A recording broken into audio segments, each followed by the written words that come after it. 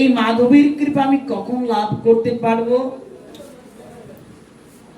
আমার মাধব খুব সুন্দর করে বলেছেন, জানো, আমি হতে আমার নাম বড়, নাম হতে আমার ভক্ত বড়, তথাপি ভক্ত হতেও ভক্তির চরণ ধুলি বড়। আজ যদি আপনাদের মতো গৌর ভক্তবৃন্দের চরণ ধুলি শিরে ধারণ করি, তবেই তো আমার মাধবের কৃপা হবে, তবেই তো মাধবের কৃপা হবে। আর যখন মাধবের কৃপা হবে, যখন মাধবের কৃপা এই দাসের মধ্যে হবে, তখন তো এই দাসকে দিয়ে হরিকথা শ্রবণ সম্ভব। তাই সর্বাগ্যে আমি অধম সকল ভক্তের কাছ থেকে চরণ ধুলি ভিক্ষা চাচ্ছি, সকলের চরণ ধুলি দিয়ে আমাকে কৃতার্থ করবে। নিতাই গৌর হরি বল। এই ভক্ত যার হৃদয়ে ভক্তির অঙ্কুর গজাতে পারেন, ভক্তিটাকে হৃদয়ে আঁকড়ে ধরতে পারেন, তা ঠিক গোবিন্দকে পেয়ে যাবেন। ভক্তি যার, ভগবান তার। যার হৃদয়ে ভক্তি আছে গো, ভগবান শ্রীমদ্ ভাগবত গীতার চতুর্থ অধ্যায়ে বলেছেন খুব সুন্দর করে, যেই যদামাং প্রবর্তন্তে তামস্তথৈব ব্রজমহং মমো বর্তানুবর্তন্তে মনুষ্য পার্থ সর্বস্ব। ভগবান বলেছেন, আমাকে যে ভাবে ভজনা করে আমি তাকে ঠিক সেভাবেই পুরস্কৃত করি। আমার সম্পর্কটা কি আমার মাধবের সঙ্গে? দেখুন, আমরা তো নিত্য ভজন করছি গো, নিত্য ভজন আছি না, ভজন সেবায় আছি না, গোবিন্দের সেবায় আছি না? সবাই তো আছি। কারা কারা আছি একটু হাত তুলে বলতে পারি গো মা? হরি বল। অনেকেই আমরা মাধবের সেবায় রত রয়েছি। এবার যদি বলি, মাধব আপনার কি হয়? কি গো? তখন সবার মনে প্রশ্ন, মা ও মা, মাধব আমার কি? সে তো ভগবান, ভগবান তো আমাদের সব। সব তো ঠিকই আছে জানো, কিন্তু যখন নিজের করে পেতে হয় না, তখন তাকে আপন করে ডাকতে হয়। কেউ বলে তুমি আমার পিতা, কেউ বলে তুমি আমার মাতা, কেউ বলে তুমি আমার বন্ধু, তুমি আমার সখা, কেউ বলে জানো তুমি হচ্ছে আমার গোপাল সোনা। এই সম্বন্ধটা যিনি করতে পেরেছেন গো, এই হৃদয় দিয়ে যিনি ভগবানের সঙ্গে এই সম্বন্ধ স্থাপন করতে পেরেছেন, মনে করবেন যে এই সম্বন্ধটা তার সেই চরণে নিয়ে যেতে পারবে। খুব সুন্দর। একবার এক ভক্ত এই রাধারানীর প্রতি এত নিবিড় প্রেম, নিবিড় ভক্তি, রাধারানীর নিত্য সেবা ছাড়া আর কিছু চাইত না। হারাদে বলে দিবানিশি সেই চিন্তায় মগ্ন থাকতো, এই রাধারানীর ভজনে থাকতো। একবার কোন এক কাজে কিছুদিনের জন্য এই শহর ছেড়ে অন্য একটি শহরে যেতে হচ্ছে। এখন কাজের জন্য বাইরে যাচ্ছে, কি করে রাধারানীর সেবায় থাকবে? হুট করে নতুন জায়গায় যাব, আমি কি করে রাধারানীকে নিয়ে যাব? রাধারানীকে কি আমি ঠিক করে সেবা দিতে পারবো? ভক্ত প্রচুর চিন্তায় পড়ে গেল, কি করবে গো? হারাদে বলে মন খারাপ করে বসে রইল। হুট করে মনে রইল, আহারে এই যে আমারই তো বন্ধু গোপাল দাদা, গোপাল দাদার কাছে তো গোবিন্দ আছে গো, তার কাছে তো আমি রাধা রানী রাখতে পারি। সে বড় এক জমিদার ছিল, সে গোপাল সেবা করত ভগবানের, এমন ভক্ত, একদম একনিষ্ঠ ভক্ত, এবং অনেক পয়সা, তার জমিদার তো, তার কিসের অভাব, কোন কিছুর অভাব নেই। তখন জমিদারকে বলছে, ভাই জানিস ভাই, আমি তো একটু বিপদে পড়ে গেছি। বিপদটা কি জানো? আমার একটি কাজের প্রয়োজনে একটু শহরে যেতে হচ্ছে, তো কিছুদিন থাকতে হবে ভাই। জানো, আমার রাধা রানীকে যে কোথায় রাখবো, আমি তো কোথাও পাচ্ছি না। ভাই তুমি যদি আমার রাধা রানীকে 2-4 দিনের জন্য রাখতে। বাহ, বন্ধু তুমি তো অনেক অনেক কি বলবো, অতি উত্তম একটি প্রস্তাব আমাকে দিয়েছো। জানো, এতদিন আমার ঘরে ছিল 3 বউ, আমার 3 ছেলে, আমার 4 ছেলের মধ্যে 3 ছেলের বউ আছে গো, এক ছেলের বউ ছিল না। এক ছেলেটাকে জানো, এই যে আমার গোবিন্দ একা একা ছিল। রাধারানীকে দিয়েছো, আমার 4 ছেলের 4টি বধূ হয়েছে। প্রেম সে বলো নিতাই গৌর হরি বল। আজ ভগবানকে যদি আমি পুত্র রূপে, পুত্র জ্ঞানে আমি ভজন করি, পুত্র জ্ঞানে দেখি, তাহলে রাধারানী তো আমার ছেলের বউ। বাহ, সেইভাবে খুব সুন্দর করে নিষ্ঠা করে ভজন করছেন। ভালো কথা, তুমি আমাকে দিয়ে যাও। তিনি রাধারানীকে খুব যত্নে রাখলেন, খুব যত্নে রাখলেন। এই যে তার একটি অনুরাগ জন্মল না, সেও তো আমার বধূ, সেও তো আমার পুত্রবধূ গো। সেই পুত্রবধূ ভেবেই সেবায় নিষ্ঠায় পরিণত হলো, প্রতিনিয়ত সেবা দিয়ে যাচ্ছে গো। হঠাৎ একদিন 3 বধূর মনে ইচ্ছে জাগলো, কিছু বালা বানাবে।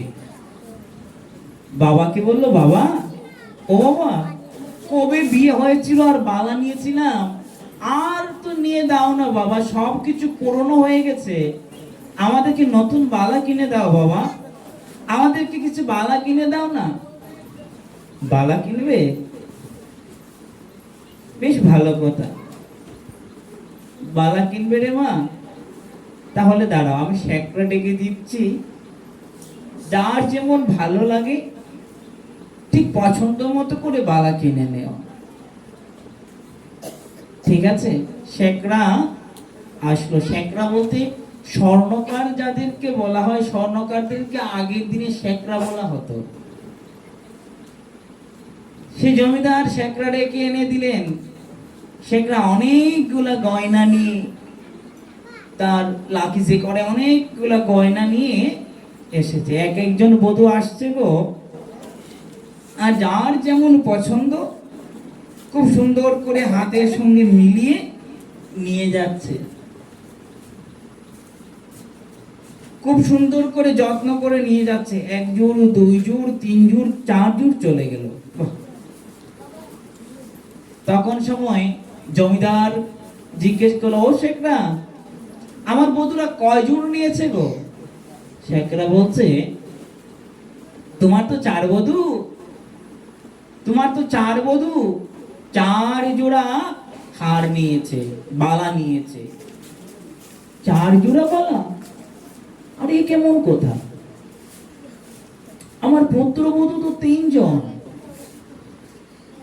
3 জন পুত্রবধূ, তাহলে 4 জন কোত্থেকে পেল?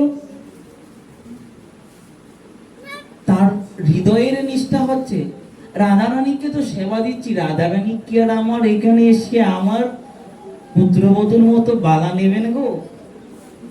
রাধারানী কি বালা নেবেন? সে ভাবনাটুকু তার মধ্যে ছিল না। মনে মনে ভাবলো, হয়তো কোন এক বধূ ভালো লেগেছে, 2 জোড় নিয়ে গেছে, যা থাক। রাত্রিবেলা আর কিছু কথা বললো না। ঠিক আছে, তার হিসেব নিকাশ মিটিয়ে তাকে পাঠিয়ে দিল। ওমা, রাতের বেলা সবাই একসঙ্গে প্রসাদ পেতে বসেছে, জিজ্ঞেস করলো কি গো, কেক কয়টি নিয়েছে বলা? সবাই বলছে বাবা আমি এই যে এত সুন্দর, এই যে দেখো বাবা আমার হাতে এই বালাটা আমি নিয়েছি।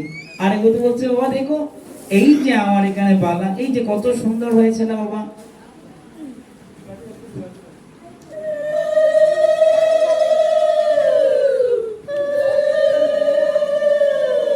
সুন্দর হয়েছে না বাবা?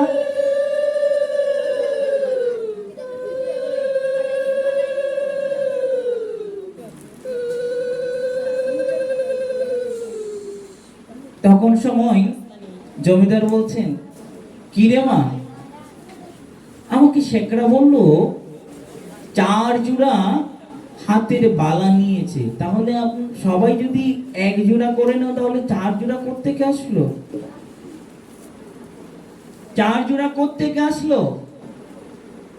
নাকি শেখরা আমার সঙ্গে ছলনা করেছে? ছলনা করেছে হয়তো শেখরা। ভালো কথা, কাল আমি তাকে জিজ্ঞেস করব। পরদিন সকালবেলা প্রভাতে যখন মঙ্গল আরতি করতে যাবে, স্নান করে জমিদার মন্দিরে যখন প্রবেশ করলেন গো, প্রবেশ করে নিদ্রা ভঙ্গ করে যখন তিনি রাধারানীর দিকে তাকালেন, অবাক হয়ে গেলেন। অবাক দৃষ্টিভঙ্গিতে তাকিয়ে দেখলেন কি, ওমা এই রাধারানীর হস্তে কি করে বালাটুকু চলে গেল? এই রাধারানীর হস্তে বালা কি করে গেল? অবাক হয়ে বসে রইল আর ক্রন্দন করছে, রাধে রাধে দেখো দেখো আমি কতটা হিংসুর রাধে, আমি তোমাকে আমার পুত্র বধূ রূপে সেই পুত্র বধূ জ্ঞানে সার্বক্ষণই দেখি রাধে জানো, কিন্তু আমার কিন্তু একবারও আসলো না যে তুমিও আমার ছেলের বউ, আমার 3 জন পুত্র বধূ নিতে পারে, তুমি কেন পারবে না? আজ তুমি তো ভক্তের কাঙাল, যে ভক্ত তোমারকে একবার হৃদয় দিয়ে ভাবে তুমি তো তাকে, সে ভক্ত ভুল বুঝতে পারে, তুমি তো তাকে ভুল বুঝো না। ও রাধে, ও রাধে তুমি আমাকে করুণা করেছো রাধে। তখন সময় বধূদেরকে ডেকে ডেকে বললো, কে কোথায় আছো?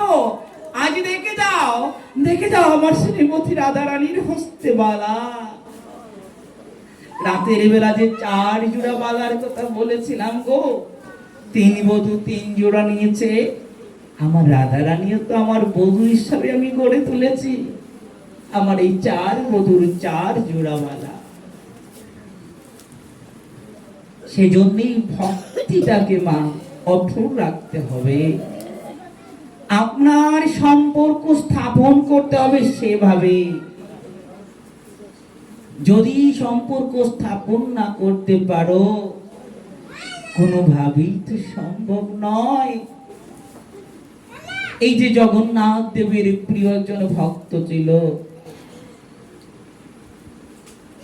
তার নাম ছিল মাধব। অনেকে বলে মাধব, মাধবকে সকলে আদর করে মাধব ডাকতো, মাধব। মাধব এমন ভক্তি পরায়ণ ছিল, সর্বক্ষণই তার হৃদয়ে হরিনাম জগন্নাথের নাম স্মরণ করত। হা জগন্নাথ, হা জগন্নাথ, হা জগন্নাথ বলে সর্বক্ষণ তার হৃদয়ে বেকুল থাকত। একদিন শ্রী মাধব নিষ্ঠাপরায়ণ, তো তার ইচ্ছে আমি যদি গোবিন্দের কাছে সবকিছু সমর্পণ করি, তাহলে তো সবকিছু গোবিন্দের, আমার বলতে তো কিছু থাকে না। আমার বলতে কিছু আছে গো? আমার বলতে তো কিছু নেই। কিন্তু কেউ তো মনে করি না এই সংসারটা গোবিন্দের। আজ অবধি মনে করেছি? কেউ বলতে পারবো যে আজকে আমরা বলেছি যে এই সংসার আমার নয়? কেউ বলি না, সবাই বলি এই সংসারটুকু আমার, এই ছেলে, এই মেয়ে, আমার পুত্রবধূ, আমার বাড়ি, আমার গাড়ি। কেউ একবারের জন্য ভাবে না যে আমিটা কার? এই যে আমার আমার আমার করছি গো, আমিটা কার? আমিটা কে? জানতে ইচ্ছে হয় কখনো? চেষ্টা করেছি আমার বলে বলে যে দিবানিশি তো অহংকারে মত্ত হয়ে আছি, আমিটা কে? একবারও খুঁজি নাই। যদি কাউকে জিজ্ঞেস করি ভাই এটা কি, সবাই বলবেন যে এটা তো আমার হাত। যদি কাউকে জিজ্ঞেস করি ভাই এটা কি, এটা তো আমার বক্ষ। পায়ের দিকে তাকিয়ে যদি জিজ্ঞেস করি এটা কি, সকলেই বলবেন এটা পা। যদি এবার জিজ্ঞেস করি এটা যদি পা হয়, এটা যদি হাত হয়, এটা যদি মস্তক হয়, এটা যদি বক্ষ হয়, ভাই তার ভিতরে তুমিটা কোথায়? কেউ বলতে পারবো গো? এই ভিতরে আমিটাকে সকলে মনে করি এই দেহটা বোধহয় আমি, এই দেহটাই আমি, আর মনে করি এই দেহটা দিয়ে চিরকালে বাঁচবো। এই যে বাচ্চা ছেলেকে দেখছেন না, বৃদ্ধ মায়েদেরও ঠিক এই সময় ছিল। এই যে বাবার বয়স একদম অন্তিম সময়ে চলে আসছে, চামড়া কোচ হয়ে গিয়েছে, ওনারাও একদিন এমনই ছিলেন। এই দেহটা তো স্থায়ী নয়, তারও একটা সময় রয়েছে।